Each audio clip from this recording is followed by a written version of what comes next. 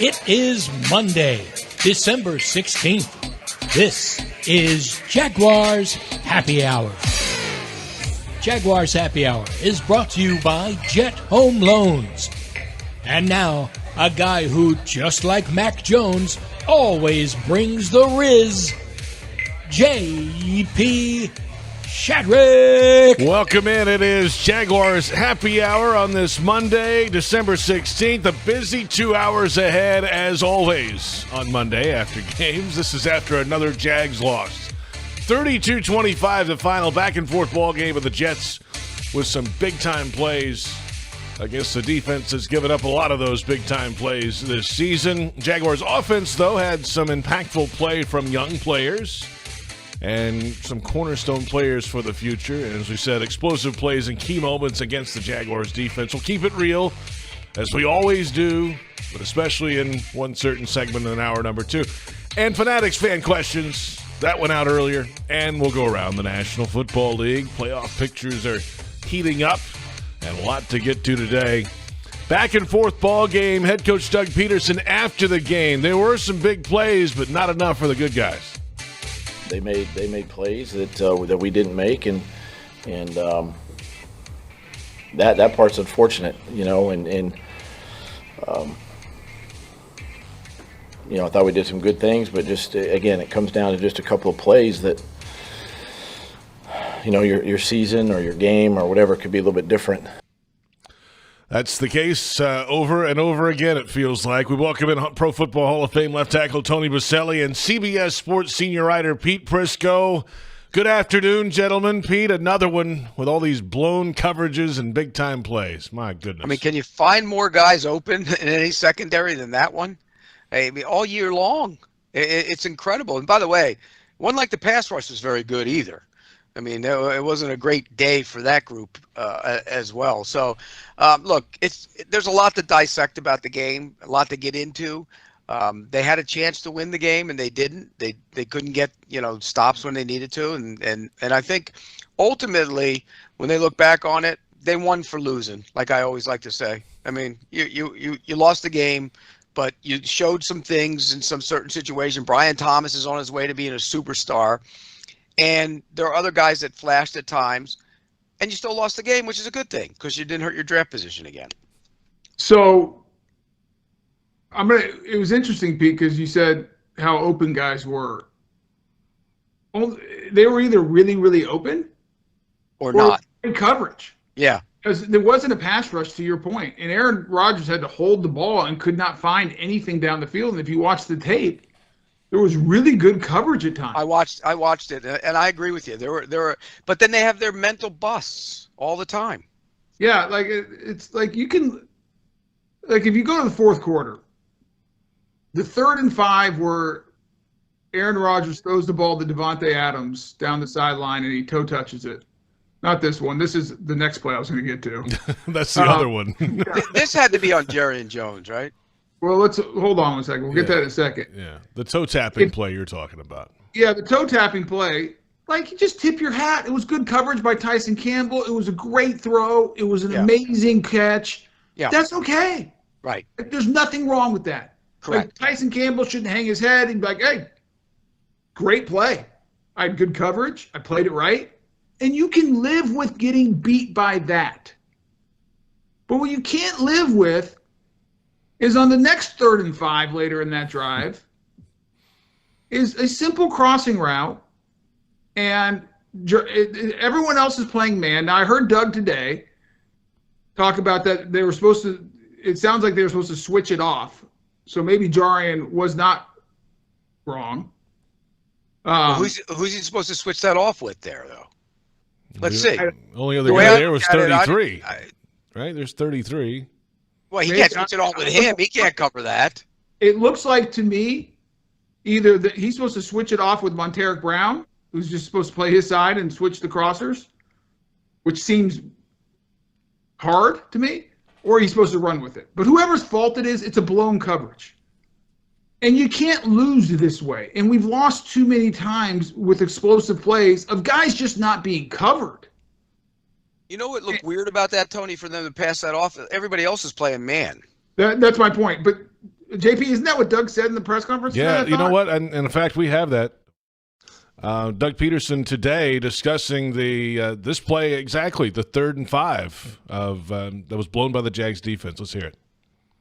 That's the challenge as coaches right now. We got to continue to, find ways to make sure the information is passed along properly, and it's up to the player obviously to digest and ask questions on certain things. But and sometimes too, in the heat of the moment, in the heat of the battle, you get kind of locked in on the man over you a little bit, and you I don't want to say you lock up or freeze up, because you don't do that, but you just sort of lose track of what you need to be doing, and you're focused on that one guy, and sometimes just being able to take a deep breath and I think see the big picture can help. Yeah, that was after a follow-up to his answer of yes, it should have been passed off. And here they are. I mean, yesterday, so many big-time plays allowed by this Jags defense. So, yeah, I mean, the part that Doug talked about, it was earlier in his press conference, just before that comment. And so whether it's supposed to be Jari and Jones running or supposed to be passed off, I don't know. But Doug said passed off, whatever. Here's my bigger point. It's happened too often this year, and it's cost us ball games. And that's coaching. And so, Pete, that's where I was going. If it keeps on happening, then at some point you got to look at the coaching staff and say, guys, why are you allowing this? And go find someone else. Maybe they're not as good a player, but at least they're going to be in the right place. Because right now, I mean, you can't win if you can't do assignment sound football. But if I'm not saying missed assignments are going to happen every once in a while, and that's part of the game too. But it's been constant. It's like week in and week out where guys are just running wide open. But Tony, okay, they switched out one of the players. That's a switch out there. Monteric Brown is playing for Ronald Darby.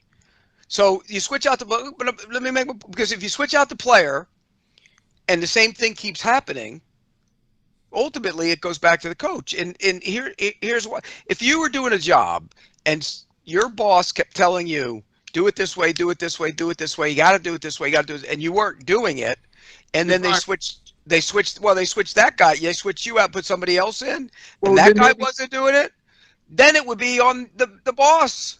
Well, ultimately he's responsible. And we've talked about this in the past.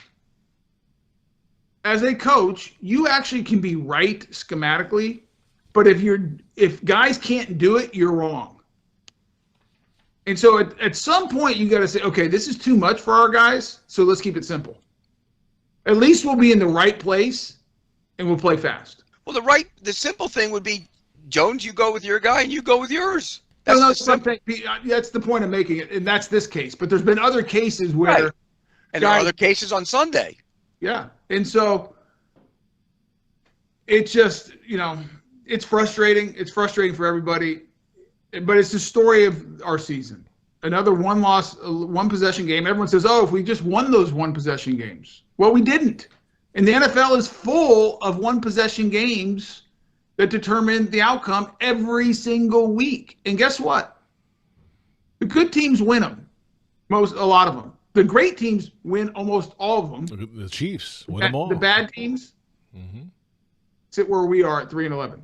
It's weird though. Like we could just talk. We're talking about the defense right now. I watched the tape this morning and I came away from it and I'm like, who stood out on that tape for the defense? Nobody, not a one. Nobody. But first half, I mean, they looked good, right? Decent enough. They weren't on the field a lot. The offense was out there a lot. First half, we did to them what teams have been doing to us. They only had 3 possessions. Yeah. Right. And we had long drives. We converted third downs. I think we were 5 of 6 at one point on third down. Yeah, they had a great drive where they ran 4 straight bubble screens. We had time of possession. Like the only thing we didn't do well, where this game would have been not over, but really in control, is we were 1 for 3 in the red zone. If we had converted those, didn't settle for short field goals, and actually got it into the end zone, it would have been, I think, a much different game. But so the defense was on the field very little. Now, when they only gave up 7, and they did a good job of getting off. And that was on a drive where they had to use a fake punt to keep it going. Well, that was the touchdown, first one. Yeah. But that still counts. Yeah, I know. But my point is, but then in the second half, the big plays came, and all of a sudden, here we go. But again, back to the tape, Tony, and watching the tape, nobody stood out. Nobody. You know who actually flashed at times and had one of his better games again for the second straight? Hamilton did some decent things. I thought Devon Hamilton did good things. I thought Tyler Lacey did some good things. He did. I thought in the run game we were gap sound. Now they're not a very good running team. That offensive line's not great at run blocking. I thought our pass rush was nowhere to be found. Non-existent. Where were Walker and Allen? I thought they would have big days. I thought they'd have big days against those guys. Now Morgan Moses is a really good, solid veteran. The rookie's playing well. The rookie's playing well for them now at left tackle too. Yeah, but the rookie struggled a little bit last week. I mean, but Josh Hines Allen needs to go beat that guy. Yeah, he does. I agree. I was disappointed in the pass rush. That was the one thing for me watching the tape is I expected the pass rush to win consistently, and they did not. And if you give Aaron Rodgers time, he's going to figure it out at some point in that game. And he figured it out in the second half. I mean, Devontae I've never even heard of this before, Pete. Maybe it's happened before. 0 catches in the first half, 9 for 198 in 30. It was incredible. It was incredible. It was nuts. And look, he's a great route runner. And he did some really good things. That release he did on the touchdown he scored on the little in cut against Tyson Campbell. Yeah. That release in the top of the route move. Yeah. Woo! That's elite. And the other one where he looked like he scored and he didn't, he just broke a tackle. Jerry and Jones covered him across the formation. He just didn't tackle him. I mean, there were plays to be made and they didn't make them. That's the problem with this defense all year long. Busts, plays to be made, not making them. But Pete, that's what teams who are 3-11 do. That's right. You're right. I mean, that's who you are. I mean, I hate to say it, but that's who you are at this point. Now, the one into the middle of the field to Garrett Wilson, oof, that's looked like it was savage. Just based on me watching the tape, he has to make that play. That's on. I mean, he's a single high safety if I'm not mistaken, and he's leaking to the Devontae Adams side when there's 2 other guys over there. Yeah, it's 3 deep there. Look at it. You'll see. He takes a step to the right. There, you can see it. And then he comes back, and he doesn't need to. If you look at the top, there's 2 guys on that guy. Right. But look at the linebackers, Pete. They're on top of each other. Yeah. Underneath. They get no depth. Watch the linebackers. They get no depth. They're sitting right next to each other. Yeah, that's bad too. But they can't carry. In that defense, they don't carry that though. In the other one, there's a defense where they do get caught, where Lloyd doesn't carry it down the seam, and that's Tampa 2. They're playing Tampa 2 there. Yeah. And Devin Lloyd, and everyone's, what kind of defense is Devin Lloyd covering Devontae Adams? No. Well, NFL, like every team runs this, and the middle linebacker carries that. Now the safeties are too wide, in my opinion. They widen way too much. Too much. But with that said, at this point, like Devin Lloyd needs to be on his horse from the start. I mean, if you get beat underneath, fine, come up and tackle. But that's just Tampa. That's just Tampa 2. Both safeties they widen too much, and that's a tough ask of him on that guy. But you're right. He needs to get on his horse right away and go, and maybe he makes a play on the ball. He was shuffling the first 3 steps. Watch this. Okay, but even if he does get going right away, it's still a tough ask. That's why the safeties can't widen that much because they got to come over and blast that play when the ball is thrown in the air, and they widen too much. So, again, probably not the right coverage. I mean, here's why. Like, I think Devin Lloyd has done a good job in the run game this year. I agree. He's done a good job in the run game. But we also know Devin Lloyd struggles in coverage. And if you're the defensive coordinator, you know that. So maybe not like playing Tampa 2 of Devin Lloyd's your middle linebacker, asking him to carry Devontae Adams isn't the right call.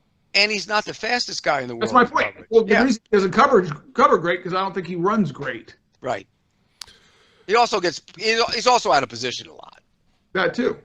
I mean, he gets caught flat-footed, and he doesn't.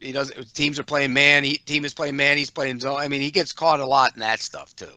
But on the flip side, is Devin Lloyd's done a good job in the run game. I agree. He's much better in the run game than he used to be.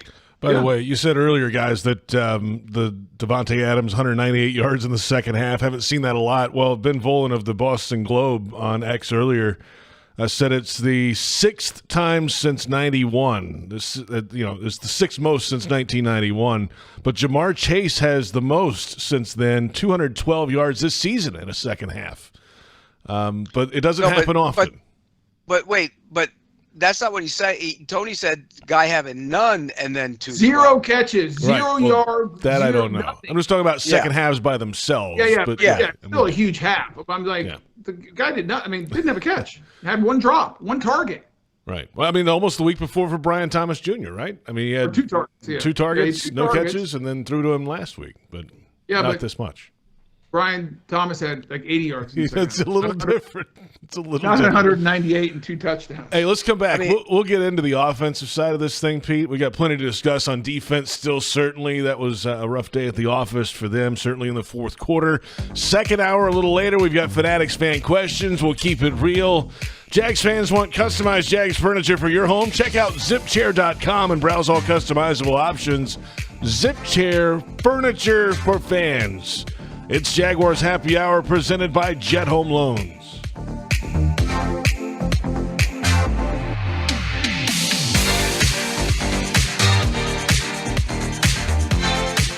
We need to define a great deal in today's new home market because the so-called great deals that you find on every corner just aren't the same as the incredible opportunities you'll find with a new Dreamfinders home. How about 2.99% in year one in one of Dreamfinder's 15 communities across North Florida? Now that's a great deal. 2.99% interest rate in year one and a beautiful new Dreamfinders home. Visit dfhsalesevent.com for our largest savings of the year on move-in ready homes. That's dfhsalesevent.com. It'll only take a minute, they said. But it took a minute to find the aisle with the cheese sauce, a minute to find the shelf with the cheese sauce, and a minute to text pictures of all the cheese sauces. Only to get the reply that, no, none of those are the right cheese sauce. You know what actually takes a minute? Figuring out who's going to DD so no one drives impaired after the game. Take a minute, make a plan, never drive impaired. Go to takeaminutenow.com from Diageo, Mad, Uber, and the NFL. Please drink responsibly. Looking for the perfect place to host a business trip, corporate group, or social gathering? Look no further than the award-winning Sheraton Jacksonville Hotel, proudly part of the Marriott family of hotels. Centrally located next to the St. John's Town Center off Gate Parkway in JTB, they offer everything you need, whether you're hosting a meeting or just unwinding with friends at the BC Grill and Patio. Discover unmatched comfort and convenience. Visit SheratonJacksonville.com for exclusive game day special rates and book your stay today. You love free, and at Ameris Bank, so do we. That's why we're proud to offer worry-free, hassle-free Ameris Bank free checking. Manage your money your way with convenient access to digital, mobile, and telephone banking, all with no monthly service fee or minimum balance requirements. At Ameris Bank, we're with you. For more information or to open an account, visit our local bankers in person or online at amerisbank.com/free checking. Other fees such as overdraft fees may apply. Ameris Bank, member FDIC, equal housing lender. Are you ready to love how you feel, look, and live in every season? At Elase, we offer more than just luxury med spa treatments. We provide a serene, judgment-free space where you can reconnect with the best version of you. Whether you want to refresh your natural look with Botox or Dysport, pamper yourself with a relaxing hydrofacial, or rejuvenate your complexion with laser resurfacing, our expert team in Jacksonville is here to tailor treatments to your needs. Visit Elase.com today and start your journey to loving yourself. Ranked as the nation's best public university by the Wall Street Journal, the University of Florida is on a mission to transform education. UF continues to help grow the economy through research breakthroughs and leadership in AI. And with its nationally recognized career services, UF students and graduates have never been better prepared to make a difference in the world. To learn more about how the University of Florida fuels bold ideas that make an impact around the globe, visit fromflorida.ufl.edu.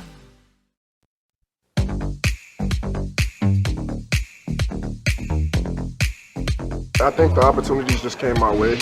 Here we say don't chase plays, and plays came my way, so I made the plays. And I pride myself on being a reliable player for this team, and that's what I do. So. Brenton Strange, Jaguars tight end, and 12 targets, 11 catches, 73 yards in the losing effort yesterday. 32-25 the final score. Welcome back. It's Jaguars Happy Hour, presented by Jet Home Loans. We're on 1010XL AM, Jaguars.com, Jaguars YouTube. JP Shadrick with Tony Boselli and Pete Prisco. And Strange's day was nice. Brian Thomas Jr.'s day also very good. 14 targets, 10 catches, 105 yards, and 2 touchdowns, guys. And you got 2 young players getting opportunities to really step it up and play well. Certainly Strange, who is going to get a lot of that time with Evan Ingram out for the rest of the year. But Brian Thomas just continues, Pete, to ascend. And, he's getting close to 1,000 yards. We'll see what he ends up with, but he's well on his way. He's a star. He is there are certain guys in this league that are number 1 wide receivers, and you could say that without question. He is going to be that guy. Not there yet, but he's going to be that guy. Big, strong, athletic, can run, knows how to run routes, getting a lot better running his routes. I think he has a chance to be one of those elite wide receivers. I really do, and I love everything he does. And the fact that he and Strange had the type of days that they had goes back to parts of the season where they weren't getting the football, neither one of them. And, it's just mystifying sometimes. If we go back and look at Brian Thomas, what do you have, 4 targets in the one game and barely any in the first half of another, and it makes no sense. I think it's fair, but also you got to keep in mind that he's a rookie. He's gotten better throughout the year. But this was a couple weeks. This was 3 weeks ago, 4 weeks ago. Against Minnesota, he had 3 targets, 2 catches. This is November 10th. Fair. I'm not. Also, in that game, defender. You're becoming the staff defender all of a sudden. If I'm not mistaken, that was Mac Jones's first start as well. Well, they could have run the 14 bubble screens that they ran yesterday for him to get him the football. I understand that, but a lot of things, and I think, Pete, you know this, sometimes the play called is not always executed as called, and sometimes it's changed at the line of scrimmage. And so you call the quarterback over and you say, run the damn play that I called so you get the ball into the playmaker's hands. Well, maybe that's what we're seeing since the second half of Tennessee. And what is Strange? I'm going to look up Strange's game logs. How many? Because he didn't even play. I've got it. Yeah. Okay, let me back up. Strange is different because Evan Ingram was your, starting tight end. Yep. And we talked about this on the show.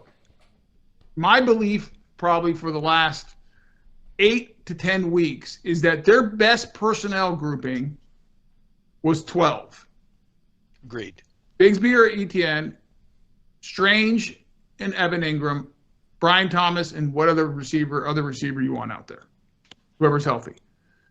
I thought that was their best personnel grouping. If I was going to be critical of anything for the coaching staff, would be with Doug and Press and the offensive staff, is why did they not go to more 12 personnel earlier in the season? Because Brenton Strange, since week 1, has been your best blocker on the entire team. The most physical blocker who finishes plays every snap. The guy's an absolute stud. And what excited me from this game this past Sunday is Brenton Strange showed me, and I thought he could, is that he can be a true every down tight end that can stress a defense because you have to treat him as a blocking tight end in the run game, and you better cover him in the passing game. If you look at the great tight ends in the league, I'll start with Gronkowski, who I think is probably the greatest, most dominant tight end to ever play the game. Doesn't have the best numbers, But as far as the ability he's to the best. He's the best. Yeah, I mean, just dominate. Why was he so good? Because he was like another offensive tackle in the run game and would physically get after you and could block defensive ends, backers, anybody. And in the pass game, he was so big and powerful and could run, he was a nightmare to cover for a safety. Safeties were too small, and linebackers were too slow. If you look at George Kittle, who I think is probably the best tight end in football now, what makes him so good? Run game, dominant blocker. Pass game, very good receiver. Because it puts the defense in a bind of how do you treat him on every down. Evan Ingram would never be that because he does not have the blocking or ability or the size that allowed him to be a dominant blocker. He's a willing blocker, but he's not a dominant blocker. So that when he's on the field, you can almost treat him like as a wide receiver. Yeah, he's more receiver than tight end. That's right. And that's why I thought playing a 12 personnel with those two would give you some advantages against the defense. Brenton Strange was the biggest positive for me coming out of the game on Sunday because I was like, okay, I thought he could do it. I agree. But now you have a legitimate guy who you can say, okay, we have our tight end of the future. Yep. And now, depending on the health of Evan Ingram and whoever is making the decisions next year, whether it's Trent or somebody else, is obviously you have to look at salary cap and that whole discussion and what you do. But if Evan comes back healthy and he's having surgery and everything else, boy, you have a very nice 12 package. Those two guys on the field give you something and give you a lot of flexibility to do some interesting stuff because Evan's a very good move tight end. I think you can line him up at fullback. You can do different things with them with Brenton Strange being on the field every down. But I'm going to go back to, Philadelphia, no targets. 3 against Minnesota. Okay, wait, let me go back even further. Against New England, none. Then 5 against Green Bay, and he played well in that game. Remember, he had 5 catches for 59 yards. Mm-hmm. Then none, then 3, then 1, then 2, then 1. Come on. And there was one of those games where he barely had any snaps. He had like 9 snaps in one of those games, Pete. Yeah. I forget which one was that? I forget which one. I can look it up real quick. Yeah. Pete, I can't. I don't have an argument. There's no justification for that. That's just bad coaching. That's all it is. But Brent Strange. You're right. He's a good, willing blocker. No. He's not a willing blocker. Oh, good. But he's a good blocker. Okay. Turn on the tape. Next time you watch the tape, Pete. Yeah. Go back. I know he's a good blocker. Watch him. Go watch what he did on the goal line to Reddick. He took Reddick 6 yards off the football and put him on his back in the end zone. Strange had 9 snaps in the Philly game. It's just mystifying. Brenton Strange can play football, boys. And wasn't that the game where Thomas only had a couple targets too? I think, if I'm mistaken, then I think that was the game. But anyways, they have themselves a nice tight end. A true blocking, pass catching tight end. So here's my question, Pete, because I love Brian Thomas, and I didn't know what we'd get out of him. I didn't watch enough college football last year, but you knew he could fly as soon as you saw him in camp. But was he going to be polished enough as a wide receiver? I know there were some questions coming out of LSU with his hands. He was always number 2 behind Neighbors, so it was easier for him. So I think there was questions coming in. Could he really? And even you and I remember I asked you, and I said, "Is he a true number 1?" And you said, "I'm not sure he's a number 1, but he's a good player." Everything we've seen so far would tell you that he's a number 1. My question, Pete, is can he be that alpha number 1? Chase, Jefferson. Yes. I think he can because of his skill set, and I love his attitude and toughness.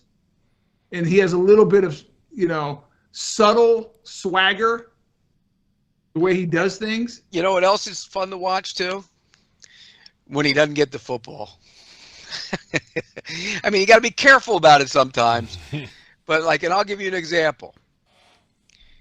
There was a play, on the goal line.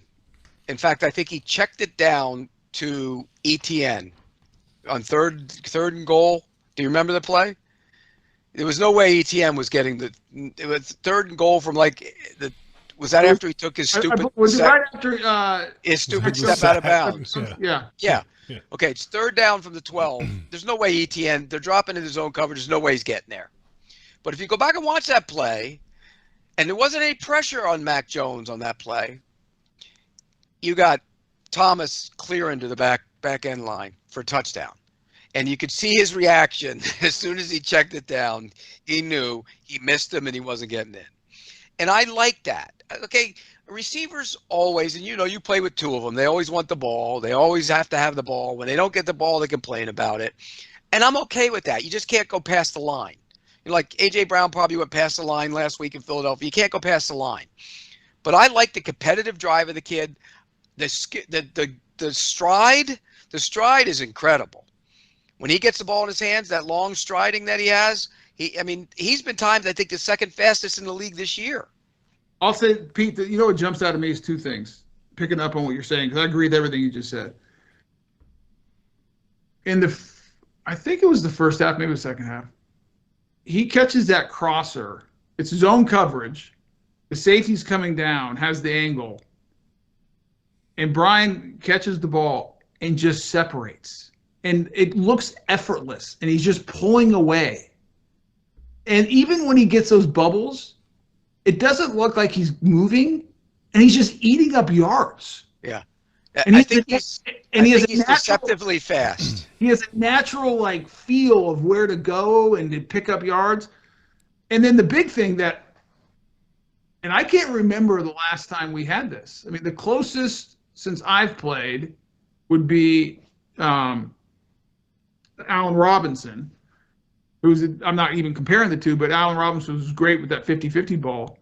But it reminds me of, remember when when we played, if the ball was thrown deep, you knew that Jimmy was either going to come up with it or was going to get pass interference. Like the ball in the air, he was going to go win and get it.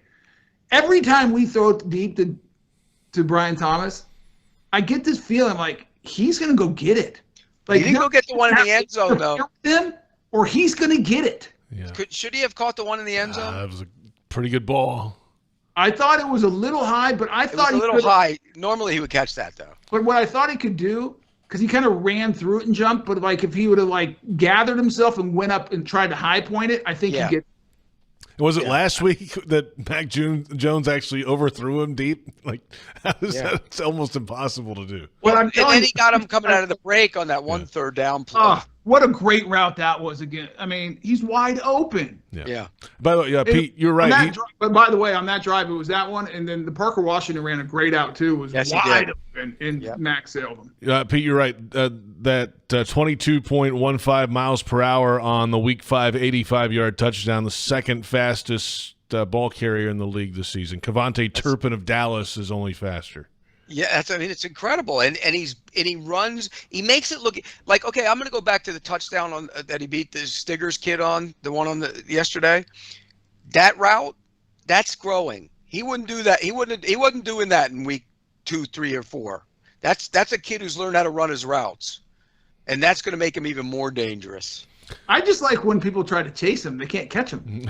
Yeah, right. If he gets loose, look out. I mean, it's been such a negative year, 3-11, nothing's gone well. It's just miserable. But I'm telling you, I didn't think coming into the season when we started that I'd be leaving this season saying Brian Thomas is a number 1 receiver. I think he's going to be in that class. I really do. He is. That's why people always say to me, they say to me a lot on Twitter, I always say, this guy should, if they make a change, it'd be a great job to go to. And they say, well, what do you got? What's there? There is stuff there. So let's talk about what we have. We'll come back. Let's do that when we come back. We've got to get to a break here. We'll come back. We'll dig into this a little bit more on the offensive side of what's there for the Jaguars moving ahead. We also have draft talk coming up tonight. Pete's going to love that. And then we'll keep it real. That's in the second hour coming up. Fanatics fan questions, plenty more ahead. Sign up your furry friend for the Jaguars official four-legged fan club for pets. Presented by Forever Vets Animal Hospital. Your pet will receive access to exclusive merchandise, events, and sweepstakes throughout this season. Visit jaguars.com/promotions/four-legged fan club and sign up today. It's Jaguars Happy Hour presented by Jet Home Loans.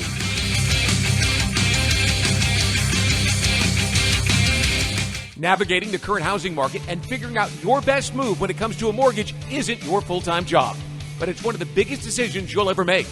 That's where the experts at Jet Home Loans get into the game and coach you to your ultimate goal of getting not just the right loan, but the perfect loan for you, the home of your dreams.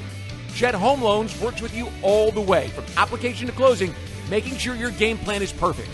Make the call to Jet Home Loans and let their team join your team to make your dreams take flight. Visit jethl.com. Are you suffering from shoulder pain? If you have clicking and popping in the shoulder joint, persistent pain that intensifies with use, an inability to lift your arm over your head, or a tingling, burning sensation in the shoulder, elbow, or wrist, waiting to see a doctor could make your injury worse. Baptist Health and Jacksonville Orthopedic Institute have innovative and effective treatment options available right now to relieve your pain and restore your mobility. Don't wait. Call 904-JOI-2000. It's the Get Holiday Ready sales event with Hank and Sam from the Ford crew. Today, a new shipment of inventory. Hank, what's going on? Another hauler full of new Ford trucks and SUVs, Sam. So much SUV capability. Is that? Ford F-Series, the best-selling trucks for 47 years. And a big selection means... Big savings? Yep, which means... It's the best time to buy? Well done, Sam. And time for America to get holiday ready with Ford. Based on 1977 to 2023 CY Industry reported total sales. Frank Frangie here. When you want barbecue in Jacksonville, you want Bono's Pit Barbecue. You can find Bono's locations all around town and on game day at Everbank Stadium, because Bono's is the official barbecue of the Jacksonville Jaguars. Over 70 years of authentic Southern Pit Barbecue. We are the local barbecue joint in BBQval for generations of people in Jacksonville. Go to bonosbarbq.com to learn more or call 904-880-8310 today. And remember, if you don't see a pit, it ain't legit. Daly's Dash is not only your Jaguars game day stop, but a great place to grab a meal any day of the week. To honor the Jags and the fans, we've crafted the Duval Sub. The Duval comes with freshly sliced turkey, ham, melted cheddar, and habanero jack cheese, topped with crisp lettuce, fresh tomatoes, and a double portion of our secret sauce, all served on a fresh roll. Come by your local's Daly's Dash today to get your delicious Duval Sub. Daly's is the official convenience store sponsor of the Jacksonville Jaguars. Jacksonville Builders scored big with DL Cabinetry. As the official cabinet supplier of the Jacksonville Jaguars, they offer top quality kitchen and bathroom cabinetry for any project. Enjoy fast turnaround, complimentary design, and great prices. Visit dlcabinetry.com today to learn more and to become a dealer. Limited spots available. DL Cabinetry, the winning choice for builders.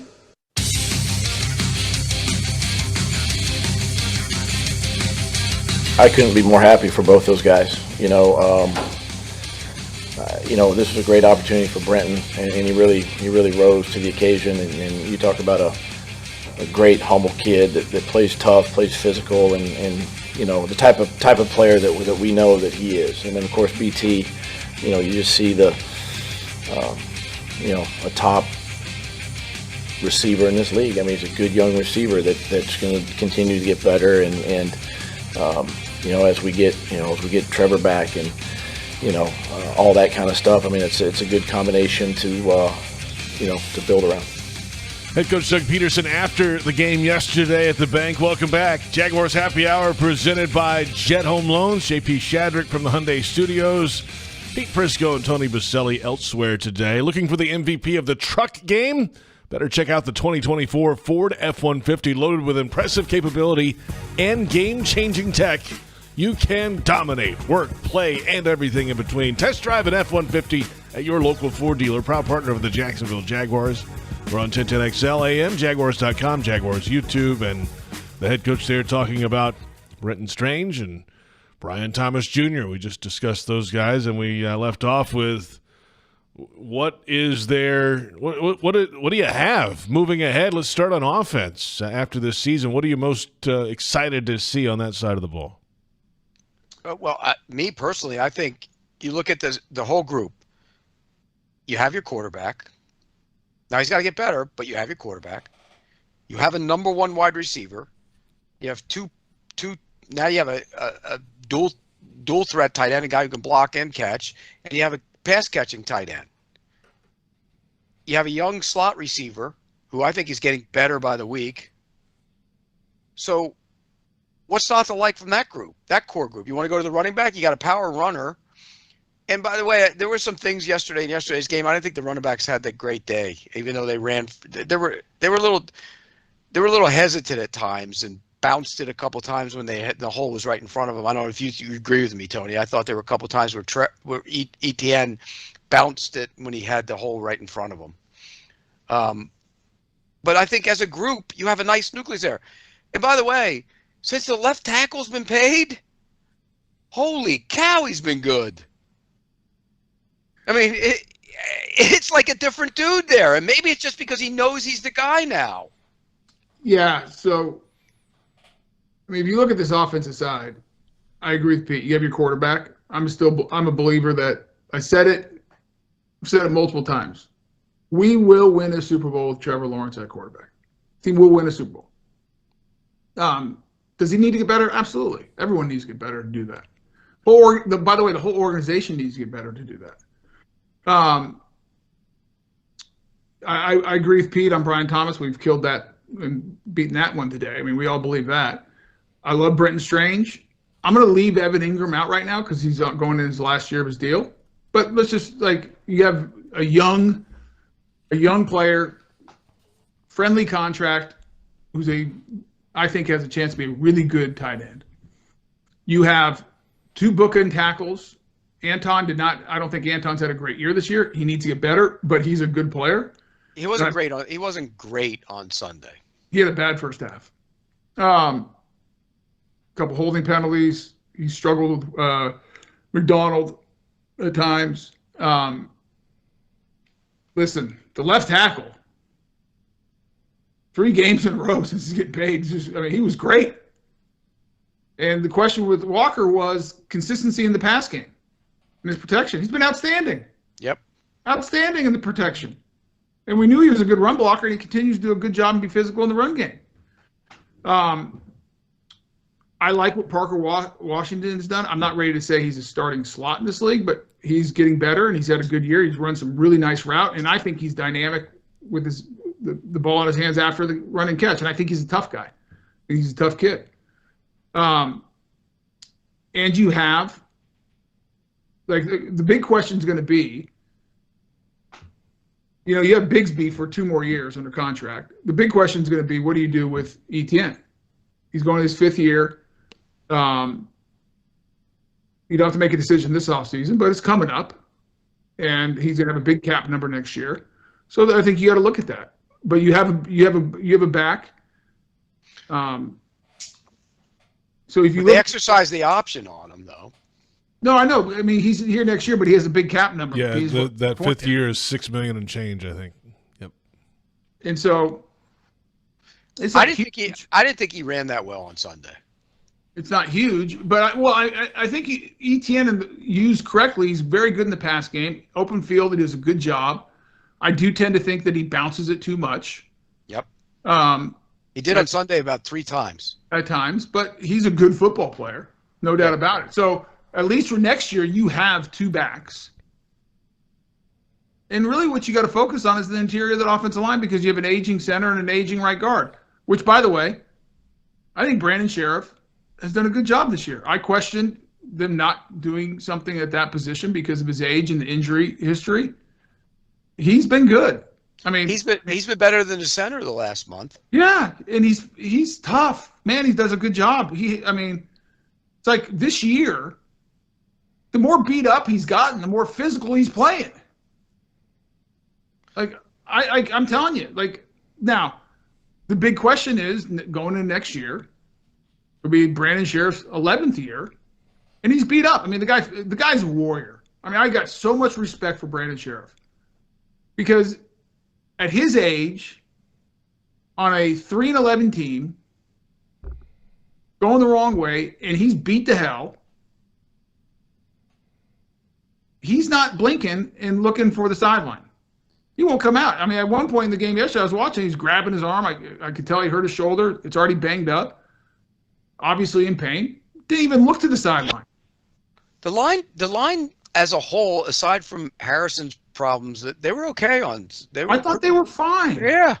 I mean, it wasn't the time they ran the ball fine. Yeah. I thought, and there were holes. Like I said, I thought there were holes there that ETN missed. I thought Anton struggled. I think Anton the guy he's playing against, Will McDonald IV, is a speed guy, and my critique would be know who you're blocking, get off the ball, make him bull you, and take away, just set inside out off the ball and say, if you want to run me over, go for it. Good luck, because he can't. And if you watch, I thought Walker Little did a good job when McDonald was on that side. And so, I mean, but Anton is talented. I still think Anton's going to be a very good player. So 3/5 of the line is also back. Yeah, because Ezra, and I thought Ezra played well. He played well on Sunday. And Ezra, there were a couple times where Quinton Williams, who's a beast, got that. Come on, in this league, you're not going to have 5 Pro Bowl caliber. No, I get it. I mean, he's a starting caliber, tough guy who you can go win football games with the left guard. So you go into the season, you feel good about your left side of your offensive line. You feel good about the right tackle because he's going to get better. You feel good about your quarterback. You feel good about your number 1 wide receiver. You feel good about Strange. And you feel pretty good about the 2 running backs. Yeah. Now, what I really don't feel good about is this team has not built their line of scrimmage with any real depth or developmental guys that you feel like you can develop into the future, a future starter. No. And you have and just say if Sheriff and Morse both walked away, decided they didn't want to play, you'd be in trouble. I have a question. You have no one to roll in there and say, okay, we feel good. Now, you were hoping Cooper Hodges, and he had shown potential, but he trashed his knee, and who knows if he ever plays again. I have a question. If we're so excited about all these guys, why didn't they do it this year? They didn't play well. Because because Little wasn't starting at left tackle, but how long has he been starting at left tackle? Yeah, so Walker Little, new starter. Brenton Strange. Cleveland was hurt. But I'll even say it differently, JP, because I said it earlier. You have to look at the entire organization. We're just picking out. We are now going from individuals. This isn't fantasy football where you just plug guys in and say, oh, we got this guy, great, I'm going to go win. It's a team sport. It's how you build it. It's how you do you got to look at everything. And I'm saying that as a person not down there all the time, so I'm not calling balls and strikes at this point because I'm not there every day. I'm not there very often on a daily basis. However, you're 3-11. You lost 6 of 7 to finish the season last year. Well, so here's the other part. That makes you 4-18. Something's not right. Yeah. Well, here's the other part of that, JP. You asked that question. Yep. Of the guys we just mentioned, how many of them are top 10 at their position? The answer is today, none. None. Probably 0. Yeah. None. Not a 1.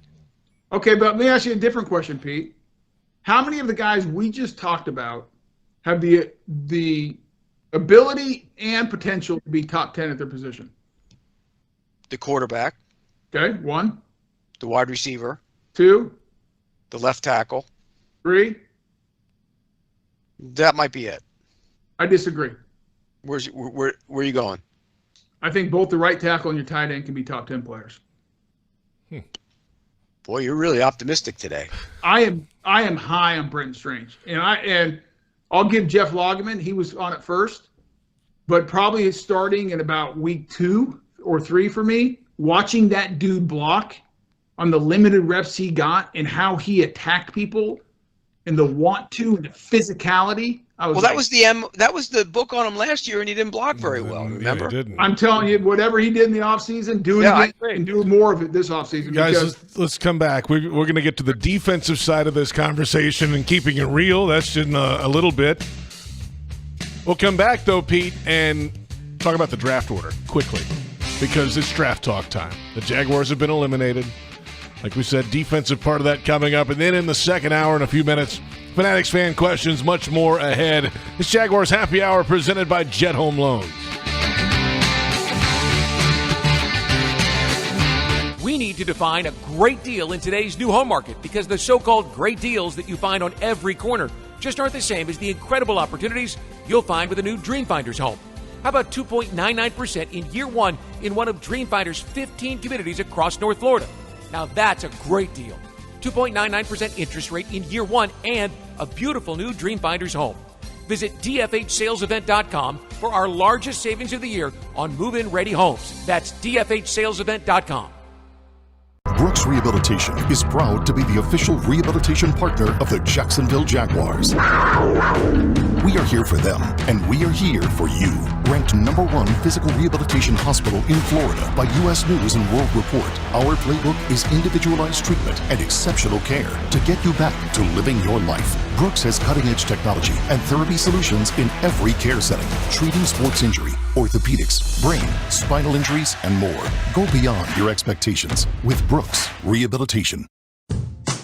Daly's Dash is not only your Jaguars game day stop, but a great place to grab a meal any day of the week. To honor the Jags and the fans, we've crafted the Duval Sub. The Duval comes with freshly sliced turkey, ham, melted cheddar, and habanero jack cheese, topped with crisp lettuce, fresh tomatoes, and a double portion of our secret sauce, all served on a fresh roll. Come by your local's Daly's Dash today to get your delicious Duval Sub. Daly's is the official convenience store sponsor of the Jacksonville Jaguars.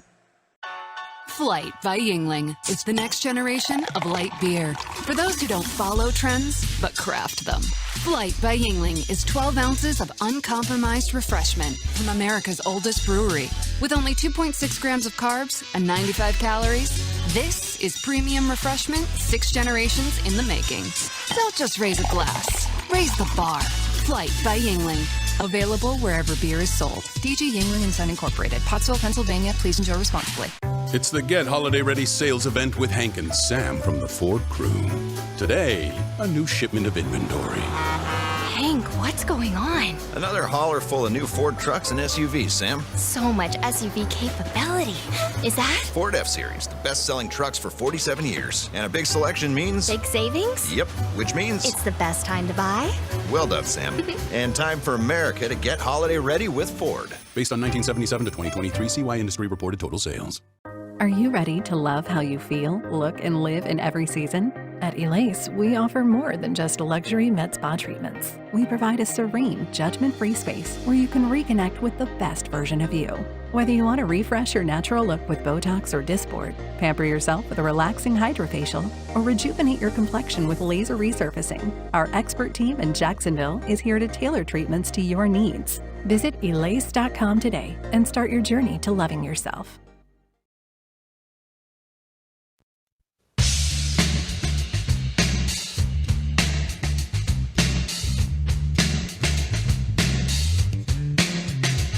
Welcome back. It's Jaguars Happy Hour presented by Jet Home Loans. JP Shadrick, Pete Prisco, Tony Boselli. Final few minutes of the first hour. The final home game of the 2024 regular season's coming up Sunday, December 29th. The fan appreciation game. The Jaguars take on the Tennessee Titans. And a lock in your seats for the divisional matchup to try to sweep the Titans this year. Go to jaguars.com/tickets.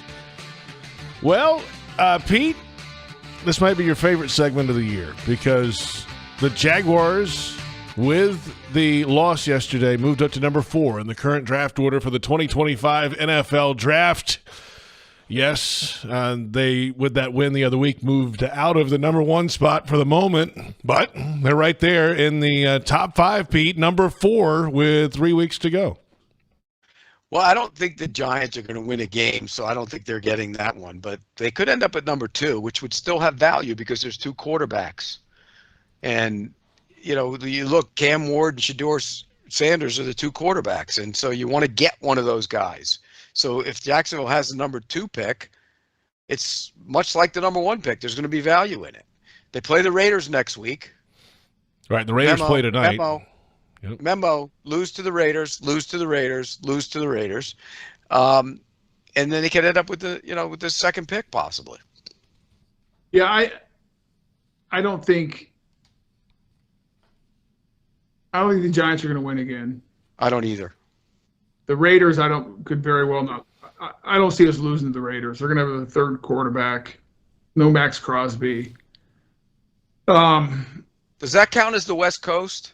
Yes. Yes. Well, the history says it's not great on the West Coast. I actually think, because I just don't see us losing the rest of the games. I mean, if they do, it's the easiest schedule the rest of the way of anybody in the league. Well, that's why that would be good. That's why I don't think we're going to. I actually think we'll probably end up moving down a little bit in the draft. I think we'll end up with 4 or 5 wins, so we'll end up still top 10. But 4 or 5? You think they have a chance to sweep the last 3 games? No, I said 4 or 5 wins. We have 3 now, so I think we could win 1 or 2 of the last 3. I don't. Yeah, maybe 1. Well, we'll discuss this a little bit more when we come back as well. There's a lot left on the table today after a 3-11 start. Second hour of the program coming up. We'll keep it real. Fanatics fan questions. Plenty more ahead. It is Jaguars Happy Hour presented by Jet Home Loans.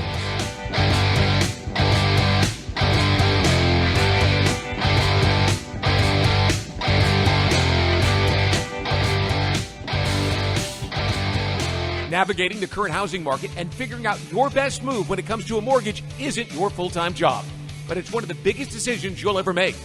That's where the experts at Jet Home Loans get into the game and coach you to your ultimate goal of getting not just the right loan, but the perfect loan for you, the home of your dreams.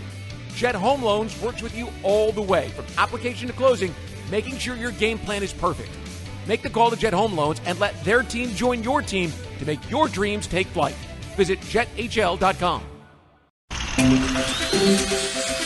Jacksonville Builders score big with DL Cabinetry. As the official cabinet supplier of the Jacksonville Jaguars, they offer top quality kitchen and bathroom cabinetry for any project. Enjoy fast turnaround, complimentary design, and great prices. Visit dlcabinetry.com today to learn more and to become a dealer. Limited spots available. DL Cabinetry, the winning choice for builders. Brooks Rehabilitation is proud to be the official rehabilitation partner of the Jacksonville Jaguars. We are here for them, and we are here for you. Ranked #1 physical rehabilitation hospital in Florida by U.S. News and World Report, our playbook is individualized treatment and exceptional care to get you back to living your life. Brooks has cutting-edge technology and therapy solutions in every care setting, treating sports injury, orthopedics, brain, spinal injuries, and more. Go beyond your expectations with Brooks Rehabilitation. Frank Frangie here. When you want barbecue in Jacksonville, you want Bono's Pit Barbecue. You can find Bono's locations all around town and on game day at Everbank Stadium, because Bono's is the official barbecue of the Jacksonville Jaguars. Over 70 years of authentic Southern Pit Barbecue. We are the local barbecue joint in BBQval for generations of people in Jacksonville. Go to bonosbarbecue.com to learn more or call 904-880-8310 today. And remember, if you don't see a pit, it ain't legit. Jaguars fans, huddle up. Do you own a vehicle made in the last 10 years? If your car is outside of factory warranty or with no warranty coverage, get the best defense against expensive auto repairs with CarShield, the official auto protection partner of the Jaguars. With plans to fit every budget, CarShield helps you cover up to 5,000 parts and systems. Call 800-471-1223 now or go to carshield.com/Jaguars. That's 800-471-1223. Coverage varies by plans. View contracts and exclusions at carshield.com.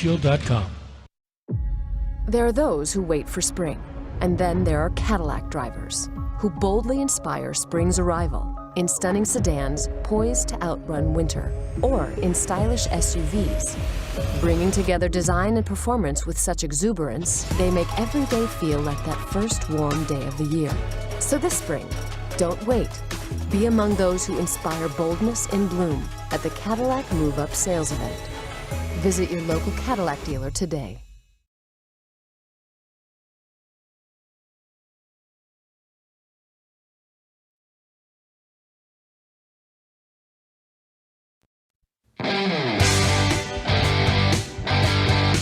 Yeah, if you get an opportunity, you're still trying to go out and compete to win the game, right? So, but if you get a chance to play one of your young players, and it's a good time to do it, then we'll do it. Head coach Doug Peterson earlier today on playing some younger players down the stretch. Welcome back. It's hour 2 of Jaguars Happy Hour. After a Week 15 loss, J.P. Shadrick, Tony Boselli, Pete Prisco. The second hour is presented by Mr. Chubby's Wings before the game, after the game, and during the game. And for our production crew today, pretzel bites with cheese. The chicken wrap is back, and Chubby-style wings today. All were fantastic. Had a sample of each. We're on 1010XL, Jaguars.com, Jaguars YouTube. Jaguars in a back-and-forth battle yesterday. Failed in the fourth quarter. The defense gave up explosive plays all quarter long. It killed their hopes. Rodgers and Adams connected time and again, and the Jets beat the Jaguars 32-25. Young players on offense look good. Brian Thomas Jr., Brenton Strange especially, stepped in and played well. The Jags now fall to 3-11. They are back to number 4 in the 2025 NFL draft order at the moment. 3 games now to go. This week, it's Vegas, baby, to face the hapless 2-11 Raiders. They play tonight, by the way, and then home against the Titans and on the road against the Colts. So we'll see. Moving down the stretch. And time now, gentlemen, for Keeping It Real, presented by Nobody. Hey, is it Raiders-Bears tonight? No, Falcons. Raiders-Falcons. Raiders-Falcons. There's 2 games tonight. Yeah. Vikings-Bears, too. Yes. Okay. Yeah, by the way, the NFL has about 40 games in the next 10 days. It's unbelievable, right? They're just cramming them in. It's amazing. You got 2 on Saturday. You got 1 on Thursday, 2 on Saturday. Then you have Sunday. Then you got Monday. Then you got Christmas too. And then you got. I mean, it's Saturday, incredible. Right? Yeah, that's how they do it. We had half of this. Just is any NFL fan complaining? No. No. Not one. Nope. 0. They will watch all of them every day of the week. We had the offensive side of this discussion earlier. What do you have? What are you excited about moving ahead? But we'll keep it real now on the defensive side, moving ahead for a defense that hasn't played well statistically all year and certainly in key moments late in games. That was proven again yesterday. What players on defense are you most excited about beyond this season moving ahead? You know what you have in contracts long term. What do you like, guys? Well, aside from yesterday, I think the 2 ends have played well this year. They're not. I mean, they're both of them. They weren't good on Sunday. I mean, they weren't awful on Sunday. They just didn't generate the pass rush I thought they should and would have. I think Tyson Campbell had a rough go of it at times on Sunday, but that's a tough ask to cover that guy. I mean, he's one of the best route runners who's ever played in this league. But I think he's someone you should be excited about. Yeah, I mean, then you can probably end the conversation there at least right now. Tony? I think you definitely have more issues on defense, which is interesting because you've invested a lot on that side of the ball. Well, which brings, by the way, let me just bring this up while we're talking about the defense. One of your free agents didn't play a snap. Ronald Darby did not touch the field, Pete. Your other defensive lineman free agent didn't register on the stat sheet. And he played. Eric Armstead. And he played. Yeah. So, and if you really want to continue going through the free agent class, the one wide receiver wasn't doing much and he's hurt. So they got little bang for that buck. I can tell you that right now. And the center has been better than what they had, but he hadn't been dominant. So you look at what they did in the offseason. If you had to give a grade to that free agency class, considering the money they gave them, That's an F. Well, and if you look at the draft, I mean, in 21, you use a high second rounder, almost a first rounder, but second rounder on Tyson Campbell. Then paid him. The next year, you invested 2 first rounders, and really 2 first rounders and a second or third rounder because you had to trade up to get Devin Lloyd. You get Devin Lloyd and Trayvon Walker. In 23, who was our first rounder in 23? I'm drawing a blank. Anton Harrison. Anton, and then in the second round.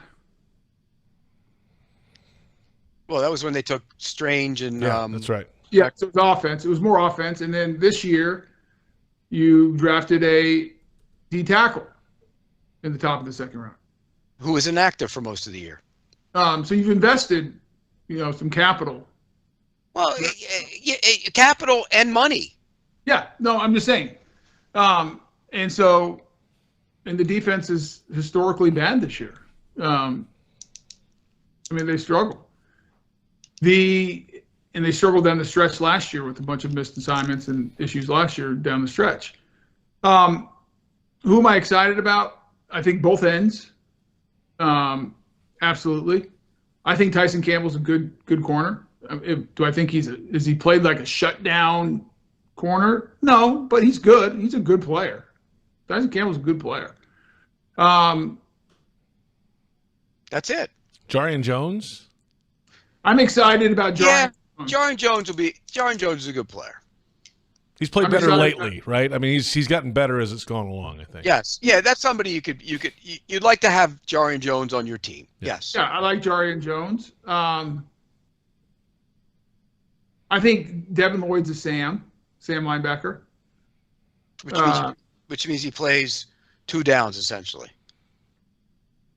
I didn't say how much he'd play. I'm just saying. But for where you drafted him, that's not quite what you thought you'd get out of him. Yeah, but he's on your team, so it doesn't matter. I get it. But I'm doing the evaluation based on the roster. But I think he's a starting Sam linebacker in this league. Is my point.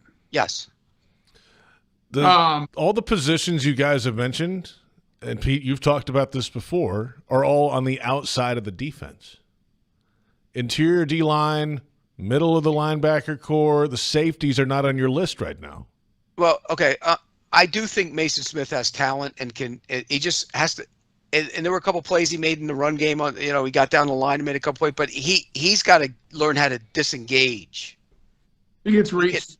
Yeah, he's got to learn how to. He got to use his hands. I think not playing him early in the season hurt him. Whether it was his fault or whoever's fault, he didn't play, and he hasn't learned how to play the position yet. He's a powerful man who needs to learn how to play the position, and that shows up on tape. One of the things that is disappointing because I thought he'd have a big year at Cisco, and I thought he was part of the future at safety. He regressed, and he hasn't had a good year. He's gone. I still got hope that Antonio Johnson could be a guy. He's a young player still. Have you seen anything from him when he's been starting back there that leads you to believe that? I'm hopeful. How about that? No. You could be hopeful, but I haven't seen anything from him. So to answer your question, JP, there's 3 players three or 4 players, 3.5, let's say, that you could really be excited about. Well, I think you got to go at least 4. I was going to say 4.5. Where's 4.5? Jarian Jones, you count him as the half? No, he's a full. Okay. Oh, so you're giving Lloyd the half. Yeah. Okay. So of all the assets and money spent on that side of the ball, because there's a lot of money spent on that side of the ball, and assets, how many linebackers have they drafted and money have they spent on that position? A whole lot. But Pete, I'm going to go. But Pete, I want to take it a little further because because I do think I think Fourier you can win football games with him as your middle linebacker and surround him. I think Ventrell Miller has a chance to be a good linebacker. Like he's shown stuff. What the guys I listed are like where you're like starters that you can build around. I think there's other guys on this defense that you go win football games with them on the field as starters. like Foye, if you watch him, he runs around. He's always in the right position. Is he going to be Is he a game? Is he a game changer? That's okay. You don't. A lot of teams have middle linebackers. It's great to have guys who aren't game changers if you have other things around them. That's my point. That's what so. I just want to make that clear. A boatload of money to not be a game changer. The way we just described it is that you only have like 4 guys, or 3.5, or 4, or 4.5, whatever number you want to put on it, that you think are starting caliber guys you can go win with. And I don't think that's true. I think that's a little extreme. All right, but where are the top 10 players on the defense? I like this question. You did that for the offense too, Pete. Yeah. Well, I thought Josh Hines-Allen was. I mean, coming into the year, I would have put him up there. Yeah, would you now? At times, yeah, he's no, not at times. Well, consistent. It's hard because I was disappointed with the production yesterday. But if you just go look at his pressure. Yeah, I get it. He's played okay. I think he's played good. But is he okay? He's borderline top 10. Yeah, I mean, before the season, he was in the top 10 at his position. After the season, he's borderline at his position. And remember, he listens to this. He heard the game wrecker stuff last year and turned it up a notch down the stretch and all that. So he's going to hear this too. I'm probably more bullish than you are on Josh Hines-Allen. No, I think Josh Allen's a really good football player. The production hasn't been there this year the way I thought it would be. And I think that has to do with the fact I think they asked them and encouraged them to get bigger. I would like to see Josh Hines-Allen go back and lose about 10 pounds because I think it would give him a little more speed off the edge. Yes, I agree. Okay, is Trayvon Walker a top 10 defensive end in this league? No. Is Tyson Campbell a top 10 cornerback in this league? I'd have to go through every corner. Probably not. Pete, Trayvon's not? No, he's not. On first and second down, he is. Yeah, I was going to say, like, sometimes he can he's that. You're really reaching. You're really okay. So then basically what you're saying is they have 2 defensive ends who are top 10. No, and we know that it's the change. I'm not saying that. I'm saying they can't be. They can't both be top 10 players. I didn't say he was, Pete. Okay. So he's a top 20 defensive end, maybe. Yeah, but I guess my point is, Pete, with like how I view Trayvon Walker in a 4-3. In base personnel, if he was your starting left end, and then on sub he went to 3 technique, I think he'd be a dominant player. With his length and power and speed, I think he could learn to rush that 3 technique. We've been saying, how long have we been saying that? And I think you give him fits, and in first and second down outside, he is a pain in the rear end for any tackle or tight end to deal with in the run game. The problem is if you put him in on the inside, you don't have anybody on the outside. Go get speed guy. I mean, listen, one of the big issues, we talked about the offensive line, the lack of depth. You have 2 defensive ends who can even play in this league on their whole roster. Yeah, but you know what this is heading toward. With the 4th pick in the 2025 NFL Draft, the Jacksonville Jaguars select linebacker. But do you know what I'm saying, Pete? If you look at the depth chart. Yeah, I get it. Did you see the guy who was up yesterday? Where the heck did he come from? Practice squad. Yeah. He didn't do much. No, he didn't do anything. But why is he up all of a sudden and the rookie draft pick wasn't? I think they just wanted to see because the rookie Cole he's not ready.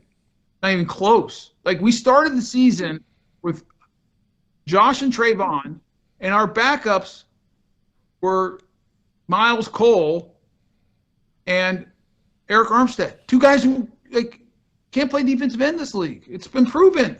I knew it going in. Well, one of them hasn't played defensive end very well, and he didn't play inside very well when he went in there yesterday either. I mean, look, let's be real. The roster building of the defense has been horrendous. Let's be real about it. You traded up to get the linebacker that you now say can't play the linebacker position you wanted him to play. You signed Aluakon and paid him thinking that you were going to have him for 2 years because you drafted those 2, one you traded up for, and Muma, who doesn't play at all. And now you had to pay him again to keep him. Then you draft Ventrell Miller in the 4th round. He ends up flashing as a run thumper, so now he's on the field. And yet you have all those guys at that one position, and it still isn't any damn good. Then you don't use the assets at spots where you needed to use the assets. You went and spent money on 3 free agents on defense. Has Savage been good? Average at best? Yeah, he's a bit, yeah. So basically, the roster building process on the defensive side of the ball has been horrible. And it's compounded by the fact that they're not coached very well. Yeah, and they ended up changing that's why coordinators last year. They've had a change and all that in the whole middle of the process too. Well, that's why they're bad. Yeah. I mean, this is a bad defense. There's reasons for that. But it all starts, and you say it all the time, Tony, it always starts with the players. There you have it. Keeping it real, presented by nobody, but it should be. It's presented by Pete and Tony. That's what it's presented by. Back in a moment, Fanatics fan questions. And boy, did we have some today. We have some most every week after a game like yesterday. It's Jaguars Happy Hour, presented by Mr. Chubby's Wings.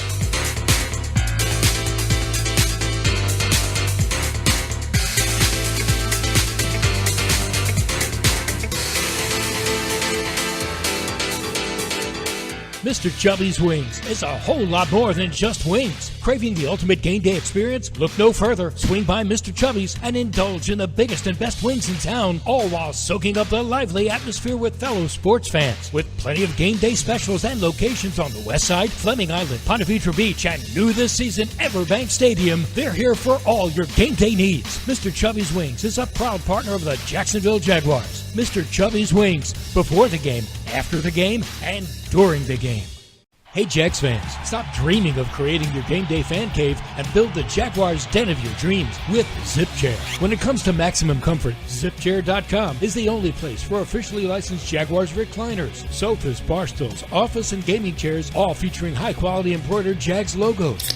Crack open a few cold ones in the comfort of a ZipChair and make your home the place to be on game day. Head over to ZipChair.com and save 20% today. Use code JagsRadio at checkout. ZipChair.com, furniture for fans. The Jaguars bring performance, strength, and passion to every play. And you'll find the same when you bank with Everbank. Open an Everbank Performance Savings account and score serious savings. See what you could earn at everbank.com/Jaguars. Everbank, advantage you.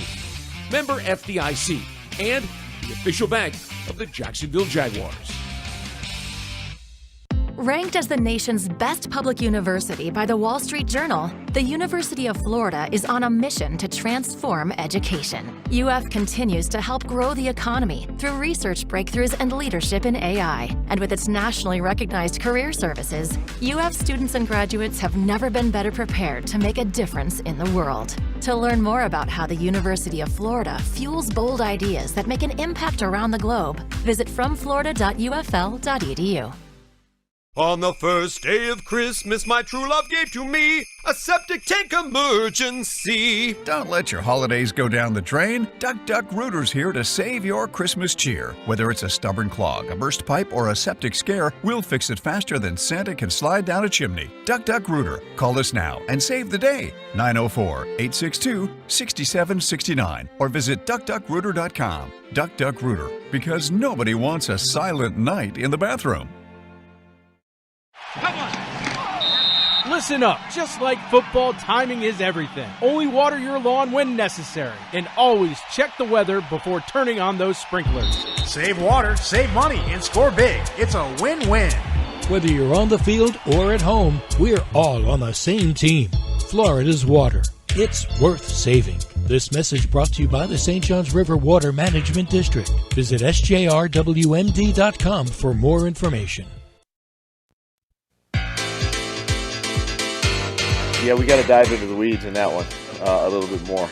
You know, and really because of where it was on the field, it's not a play that was going to hurt you as much because then you still had a third down play. We ended up kicking the field goal there, got 3 points. But, you know, sometimes just don't get caught up in the emotion of the game sometimes. You know, possibly throw it away or whatever, find a guy. But it didn't hurt us in that situation, which was okay. The other one early on, there was a penalty in the end zone when he took the long sack on that one.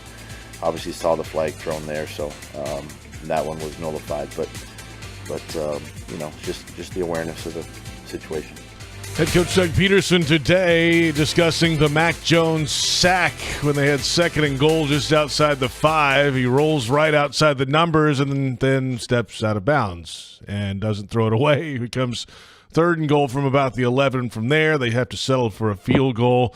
And welcome back. It's Jaguars Happy Hour. JP Shadrick, Tony Boselli, and Pete Prisco.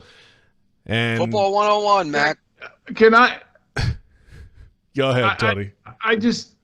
I disagree with Doug on his description. It didn't hurt them. So you're saying 3rd and 12, 3rd and goal from the 12 is the same as 3rd and goal from the 5.5? And what is he doing? Any quarterback? It's an inexcusable play from an NFL quarterback, in my opinion. It almost Can made we it run look. the play again? Because if I remember correctly, was there that much pressure on him? I think he left like a relatively clean pocket, which he did all day, by the way. Why is he leaving there? There's no reason to leave there. There's no reason to leave. He did that all day. And Tony. But Pete, before we go into the clean pocket and him leaving, am I wrong about this? Yeah, you're not wrong. 3rd and 12 is different than 3rd and 5. It hurt him. Yeah. I mean, I didn't understand. And listen, in fairness to Doug could just be protecting his backup quarterback, which I get. And sometimes as a coach, you say stuff to protect your players from the podium. And I'm okay with None of it makes you look like an idiot by saying it. Well, sometimes you do, Pete. You know that. But I disagree. I mean, if that's what he's doing, that's fine. I can still disagree with the comment because as long as I've been playing football, 3rd and 5 is much different than 3rd and 12. And what did they get on the check down, the ETN on the next play? They got back to the 5, didn't they? They got back to the 5. So they got it they back. could run the same play and a touchdown. Yeah. I mean, they would have played it differently, but you get the point. So there you have it. I almost made it look like he was trying to get hit on the line or something, maybe get a late hit. I don't know. Who knows? Come on, that. you're overthinking it. Throw it into the stands. Throw it You're outside the Right. pocket. Throw it out of bounds. You're outside. Just throw it out of bounds. Yeah. I mean, but here's the other thing. He left a clean pocket there, and he did that a couple different times on Sunday.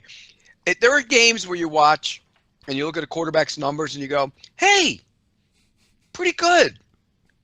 Numbers look pretty good. And then you go back and watch the tape and you go, oh, okay, he had the screen. He had the bubble screen or 14 of them, whatever he ran. And he held the ball at times. And he left clean pockets, and it wasn't. The numbers were better than the quarterback play. Let's just put it at that. He threw the ball 46 times in the game. Would you agree with me though, Tony? After watching the tape? Yeah, I thought he missed some key guys that were wide open late in the game that would have maybe changed the outcome. I mean, there are plays where he has a tendency to do this where he doesn't put the ball in play. Got to throw the ball. Throw the ball. Put it in play.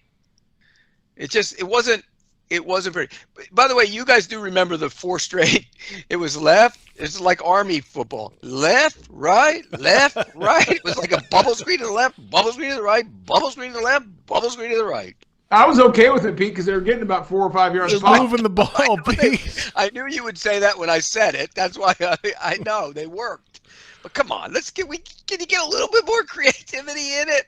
Oh, I thought, I had no problem with how they called the game yesterday. There were plays to be made. I mean, if I was being critical of anything, I thought they could have run the ball more because they were effective in it. But I had no issues with the play calling. I thought there was plays to be there. I mean, they moved it, they scored. So there wasn't the, oh my God, they just ran that play on Sunday. You know what I mean? Like they usually have one where I pick it out and I go, what the hell was that? You know what I mean? They didn't have like one the of those. end around, like double reverse. Yeah, the double reverse to. I thought the throwback to Duvernay was a great, well-designed play. Well designed play. And he's probably, I don't know what he was doing there. he was waiting for the lineman to block. He could have cut off his butt there and maybe got more, maybe even scored. Like, right, not there, right? I guess that guy would have got him anyway. Yeah, I mean, I thought I had no issues with it all. Yeah, no. That was a well-designed play. I like that play. The screen pass to ETN was well-designed. What'd you think about that penalty on Brian Thomas Jr.? In terms of what he did on that play? I thought it was ticky-tack. Yeah, it was very ticky-tack. I mean, you could have called that either way, but it was ticky-tack. Yeah. But that play was designed well because they caught him in a blitz. Yeah, I thought I had no issues with the way Press called the game yesterday. No, the game was not poorly called. I just like to see more pre-snap stuff going on. You know what I mean? They line up and they're here, and go. I thought we were going to questions, JP. Yeah, well, I'm trying, but Pete is on a roll about play right, calling and go bubble to your screens. He loves bubble screens, apparently. We knew that. Well, no, they do. Jaguars fans gear up at Fanatics.com with all the latest Jags style. Shop now and get today's special offer. Fanatics.com, officially licensed everything. We put the cat call out on X earlier today. Here's what we come up with. At Suffering Jag Fan, a perfect Jaguars Sunday in December. BTJ went crazy. Competitive game. Lost to help draft position. A tradition unlike any other, right? So that guy was happy with the outcome. He's excited about that. That's a smart fan right there. That's a smart Jaguar fan right there. Last 2 years hasn't been like this, though. They rallied 2 years ago in December, and on the last day of the season won the division. They crumbled in the last month last year, but on the last day of the season lost the division. Hasn't been like this in about 3 years, I guess. Yeah, but by the way, doesn't it feel like that Chargers playoff victory was about 8 years ago? It's unbelievable, right? And he threw 4 picks in that game, by the way. Well, and that's the problem. What needs to change is you can't, find magic every 4 years. No.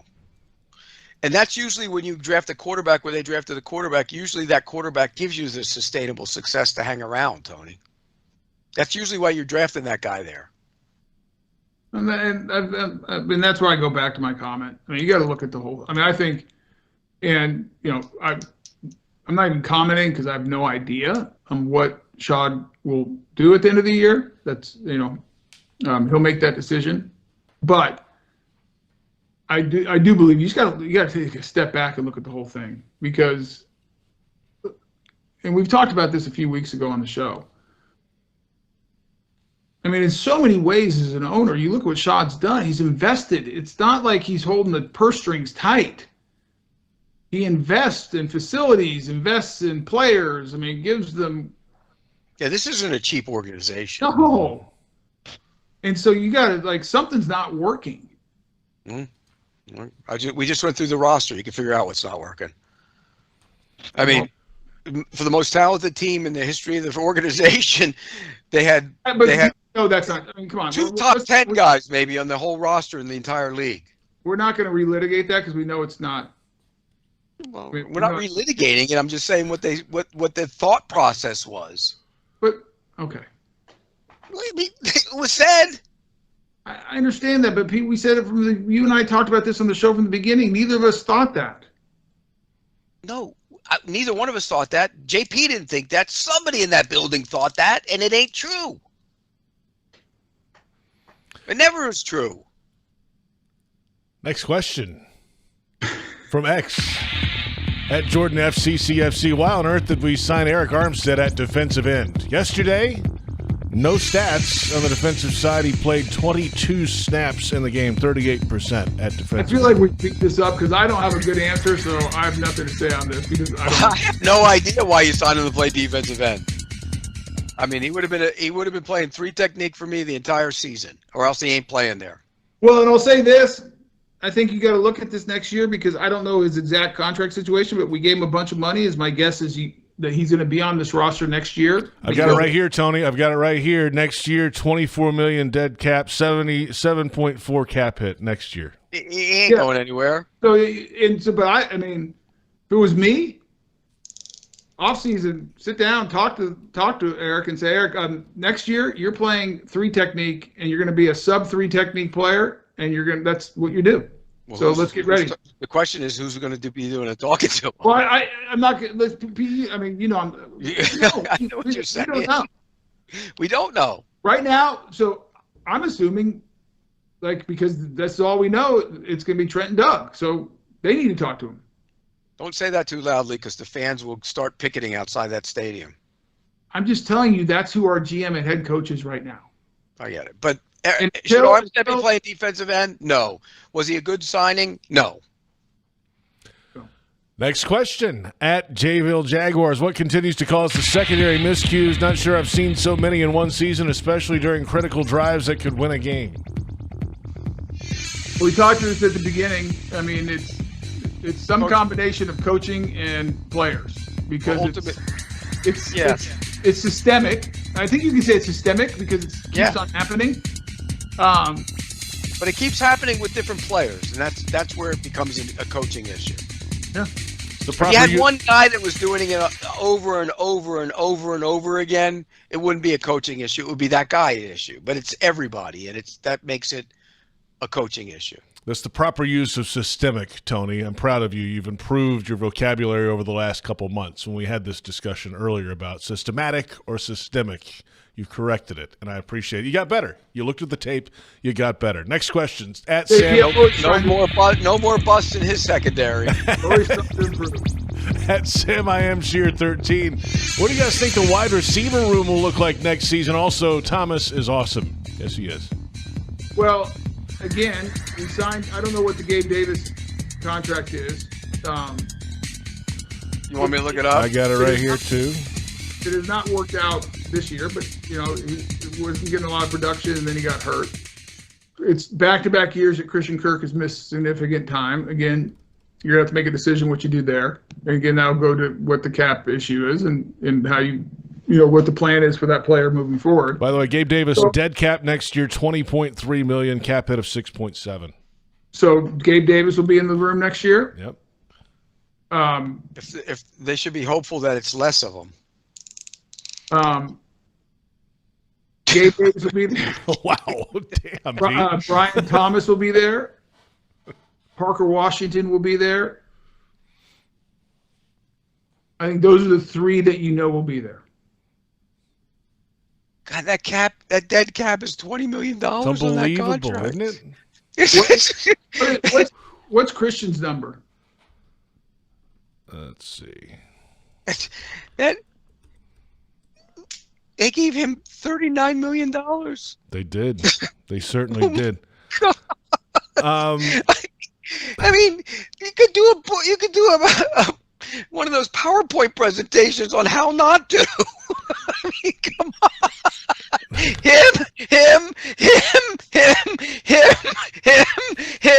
Him. Okay, we get it. I mean, my God. Christian Kirk, to answer your question, Tony. God, this is like the evil Grinch laugh is back. Man. Well, because I see Boselli has his head down. Next year, Christian Kirk has a $13.5 million dead cap, 24.3 cap hit. So he ain't going anywhere either. No, he has a $24 million cap hit if he's on the team. Yes. 13 if he's gone. What's the dead cap? It's 11. 13.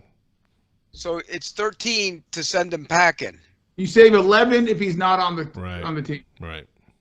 On his cap hit or no? Yes. Yes. Is it? Yes. You save 11. Read that. I thought he read it differently. Nope. He's gone. They were going to try and get rid of him if he hadn't gotten hurt this year for the trade deadline. But again, so what's the receiver room look like? Overpaid Gabe Davis, who doesn't run very well. Brian Thomas. Washington will be one. They need more. Well, but I mean, I think what you got to hope for Gabe Davis is you get the Gabe Davis that we saw in Buffalo. It didn't work out this year for whatever reason. We don't know why. You didn't have the production. It was not. I'm sure he hasn't had the production since the guy that we saw in that playoff game against the Chiefs has never really materialized. Well, his high water mark for catches was 48 coming into this year. And JP, what's his what's his yards per catch in his career too? Because he always was even though he doesn't run that well, he had a big play reputation, you know? Right. And Gabe Davis in his career yards per catch, we're looking at, oh gosh, hang on. I'll find it in a second. Here we go. 16.2. Yeah, that's good. And I mean, that's really good. But what are the years? Like, is it get less as it's going? 2020, 17.1, 2021, 15.7, 2022, 17.4, 2023, 16.6, this year, 12.0. And there's a red flag. That's a red flag. When a guy is a receiver, and you go back and look at history of the receivers, when their yards per catch and you're that kind of guy start going down, that usually is very concerning. Yeah, but Pete, it's just went down this year. He's only 25 years old. So to write off Gabe, I think it's unfair to write off Gabe Davis. I'm not writing him off. I'm just saying that if the Gabe Davis you saw this year isn't helping much. No, I mean, but new offense, new situation, you know. And who knows how injured he really was all year. I mean, you know, who knows? Yeah, He's so played like through stuff. he had a knee. So hopefully this knee gets settled, he gets healthy and comes back in great shape, and you get the Gabe Davis that was in Buffalo where he averaged 16 yards a catch. When did he have the knee? He got knee surgery like 2-3 weeks ago, right? Yeah, but when was he hurt leading into that? I thought for some reason, and JP, I thought there was some injury issue in the offseason coming into camp for Gabe Davis. Right.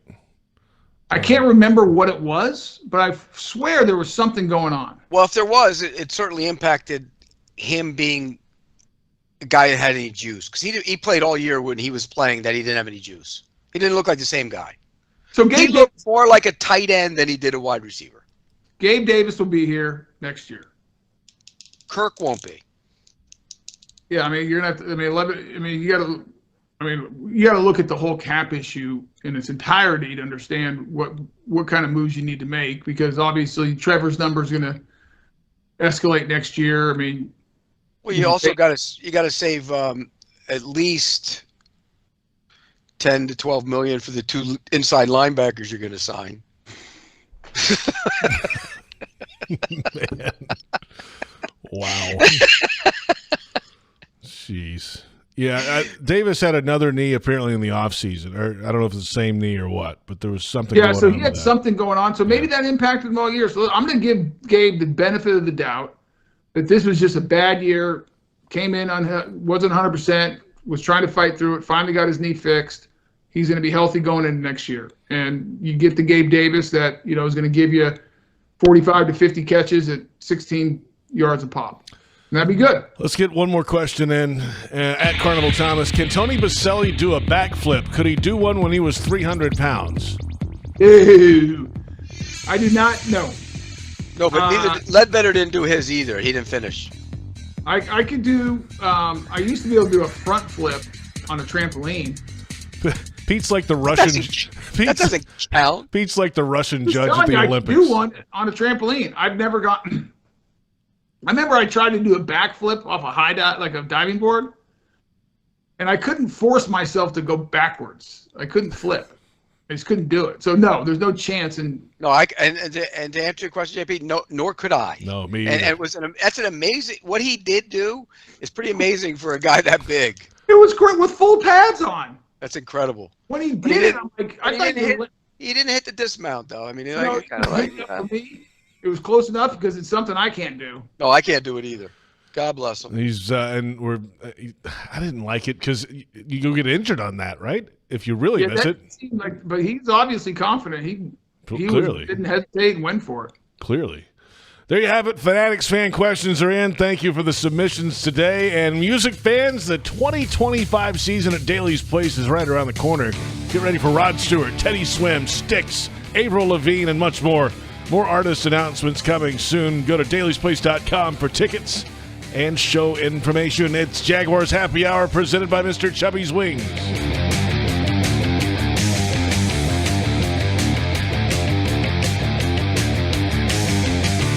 This Mr. Chubby's Wings is a whole lot more than just wings. Craving the ultimate game day experience? Look no further. Swing by Mr. Chubby's and indulge in the biggest and best wings in town, all while soaking up the lively atmosphere with fellow sports fans. With plenty of game day specials and locations on the West Side, Fleming Island, Ponte Vedra Beach, and new this season, Everbank Stadium, they're here for all your game day needs. Mr. Chubby's Wings is a proud partner of the Jacksonville Jaguars. Mr. Chubby's Wings, before the game, after the game, and during the game.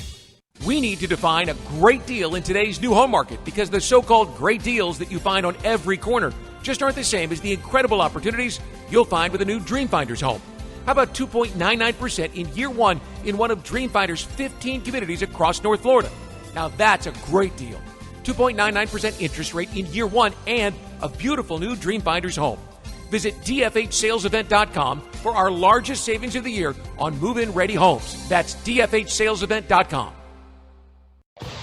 Jaguars fans are gearing up and saving big at Fanatics.com.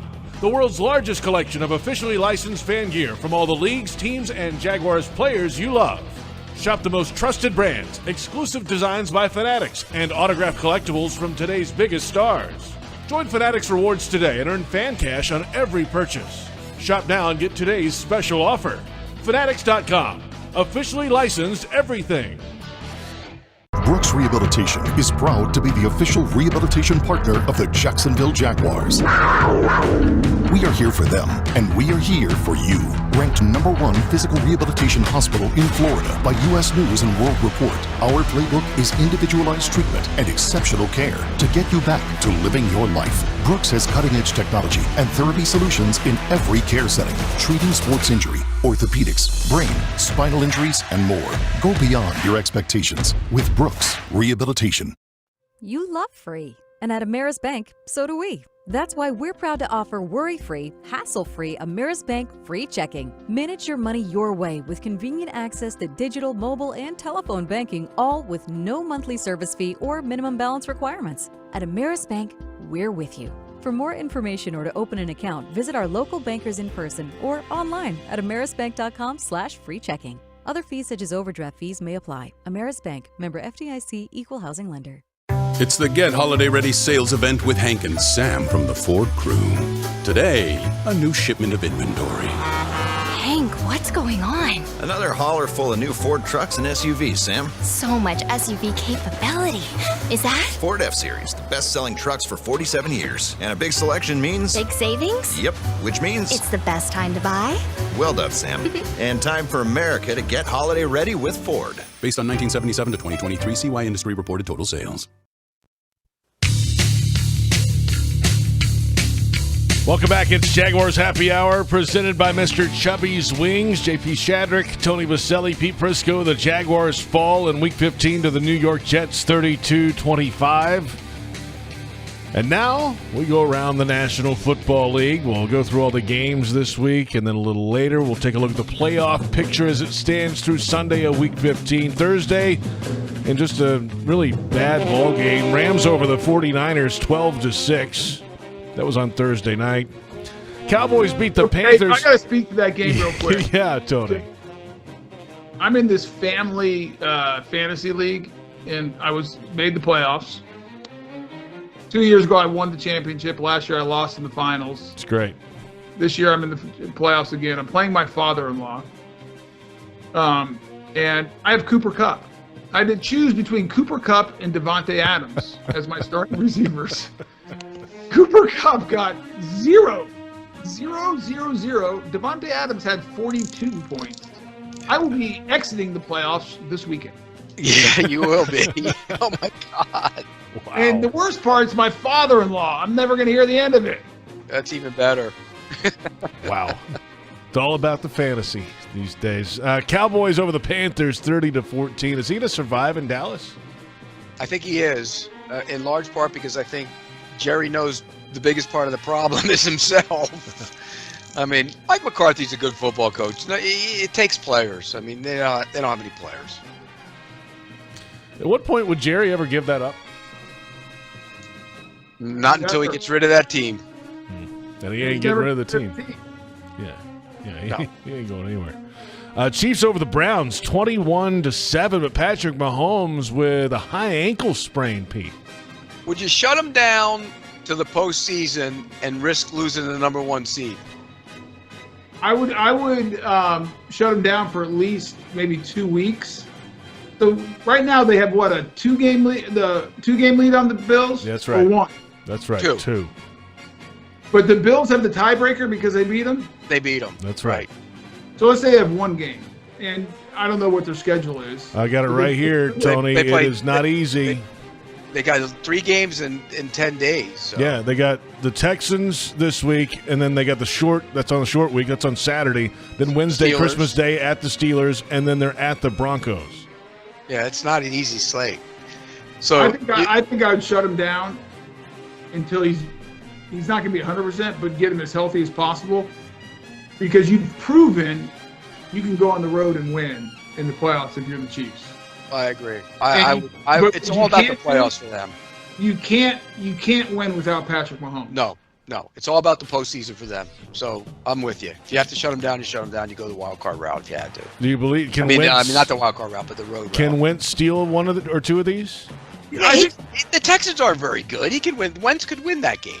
Yeah, I think he could beat the Texans for sure.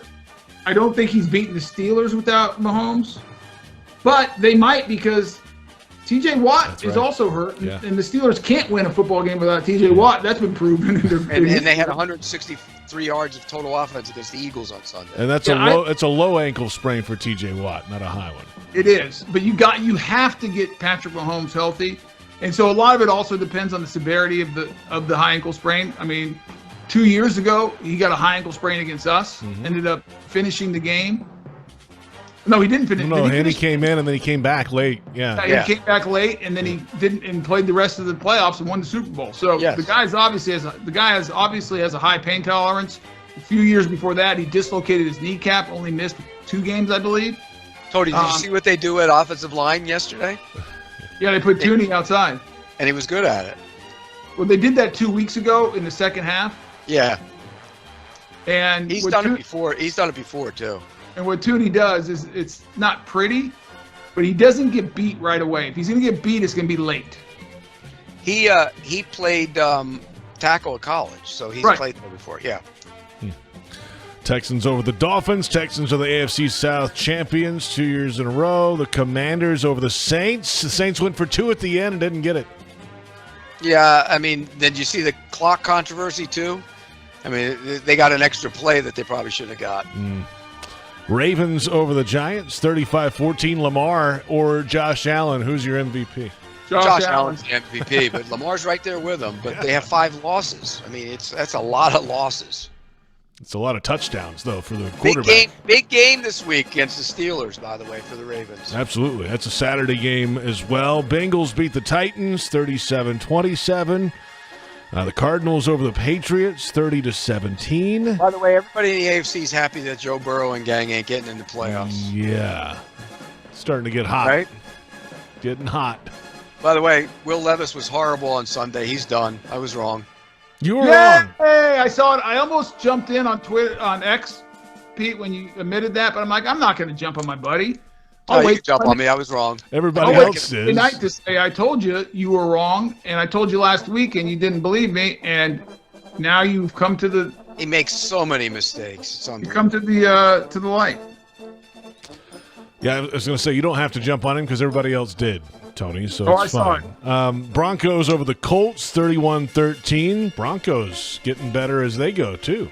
But you know what, though? There were some bad things in that. Bo Nix has been average at best the last 3 weeks, and that's worrisome for me. Well, not only that, that game should have been 20-7. And I think it's over. I agree. And yeah, he fumbled it going into the end zone. Right. Yeah, what's the point of taking just go into the end zone and then drop the ball? What the hell are these guys doing? And go look at the offensive numbers Denver put up. Denver won that game because the Colts offense turned it over 5 times. They gave up a touchdown, and they turned it over in their own territory. They did not. Nix has not looked good the last couple of weeks. They did not move the ball against that Colts defense very well at all. No. The sound you heard around 7:30 last night was Pete's head exploding in the fourth quarter when the Lions decided to try an onside kick with 12 minutes to play. They lost the game 48-42 to the Bills. I mean, you might as well just concede. Yeah, and we talked about this. I worry, and I like Dan Campbell. I think he's done a hell of a job of turning that organization around. They're good. I still think they're the best team in the NFL. Not anymore, they're not. But before all the defensive injuries. Yeah. Sorry, that's what I meant, Pete. Thank you. They're so beat up on defense right now. But on top of that, we talked about it last week. I'm worried that he's going to make a call that's going to cost him a game. Now, I don't think they beat the Bills anyways because I don't think they could stop Josh Allen. But if you look back at that game, they scored 12 minutes left to make it a 10-point game, and they did get a stop defensively I believe it was late in the third quarter, so they had a little bit of confidence. I just don't know why you do it at that point. Kick it deep and see if you can get a stop and make it a 3-point game, because one thing is sure, is they weren't stopping the Detroit Lions offense. But especially when you think about it, you have to declare it. Mm-hmm. Here we go. I'm going to kick an onside kick. Get ready for it. I mean, come on. It's just bad football. And I just think they got to rethink in the offseason the whole onside kicking rules. Stupid. Because if you're going to have the kickoff the way it is now, you have to. Because you take away the surprise onside, which is in that game, if they would have done a surprise onside there, okay, that might make sense. Right.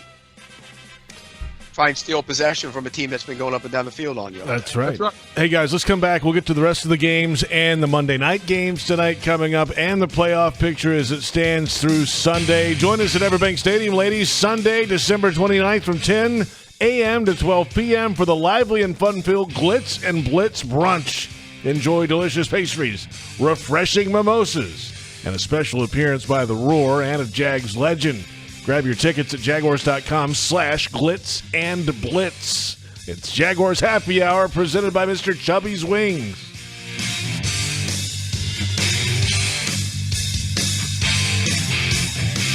Mr. Chubby's Wings is a whole lot more than just wings. Craving the ultimate game day experience? Look no further. Swing by Mr. Chubby's and indulge in the biggest and best wings in town, all while soaking up the lively atmosphere with fellow sports fans. With plenty of game day specials and locations on the West Side, Fleming Island, Ponte Vedra Beach, and new this season, Everbank Stadium, they're here for all your game day needs. Mr. Chubby's Wings is a proud partner of the Jacksonville Jaguars. Mr. Chubby's Wings, before the game, after the game, and during the game. It's game time, Jaguars fans, and Publix knows that football is all about pairings. A high-scoring offense paired with a stingy defense. A rocket-armed QB paired with a dynamic wide receiver. And at Publix, you can pair hot deli chicken tenders with savory dips, delicious sub-platters with ice-cold beverages, and you can pair these tailgate essentials with an entire parking lot full of Jaguars fans chanting, Duval! Gear up for your tailgate at Publix, the official supermarket of the Jacksonville Jaguars. A quality replacement window made with Fibrance material, which is 2 times stronger than vinyl, delivered through a stress-free process. Welcome to Renewal by Anderson. Get the peace of mind knowing Renewal by Anderson handles everything from start to finish. With one call, you'll enjoy working with the best people, exclusive products, and superior process. It's the people, it's the process, it's the product. For a limited time, buy one, get one 40% off all windows and doors, plus 0 down, 0 payments, and 0 interest for 18 months. Renewal by Anderson. A better way to a better window. Restrictions apply. License number CGC 1527613. Are you suffering from shoulder pain? If you have clicking and popping in the shoulder joint, persistent pain that intensifies with use, an inability to lift your arm over your head, or a tingling, burning sensation in the shoulder, elbow, or wrist, waiting to see a doctor could make your injury worse. Baptist Health and Jacksonville Orthopedic Institute have innovative and effective treatment options available right now to relieve your pain and restore your mobility. Don't wait. Call 904-JOI-2000. The Jaguars bring performance, strength, and passion to every play. And you'll find the same when you bank with Everbank. Open an Everbank Performance Savings account and score serious savings. See what you could earn at everbank.com/Jaguars. Everbank, Advantage You. Member FDIC and the official bank of the Jacksonville Jaguars. Jaguars fans are gearing up and saving big at Fanatics.com, the world's largest collection of officially licensed fan gear from all the leagues, teams, and Jaguars players you love. Shop the most trusted brands, exclusive designs by Fanatics, and autographed collectibles from today's biggest stars. Join Fanatics Rewards today and earn fan cash on every purchase. Shop now and get today's special offer. Fanatics.com, officially licensed everything.